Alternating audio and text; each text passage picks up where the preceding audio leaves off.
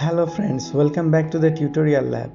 Today in this video I am going to show you how to unlink, remove or delete Bitmoji from Snapchat. If you want to delete, remove or unlink your Bitmoji from your Snapchat account, open the Snapchat app. In the Snapchat app, tap on your Bitmoji in the top left corner of the camera screen.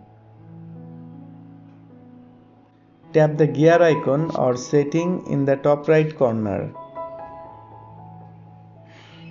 And now tap Bitmoji.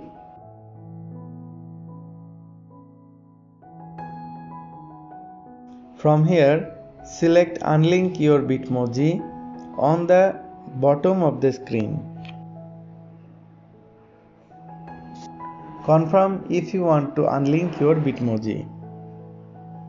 I want to unlink. My Bitmoji is deleted. Friends, that was our today's video. I hope you liked this. Please give a thumbs up and share with your friends. Thanks for watching.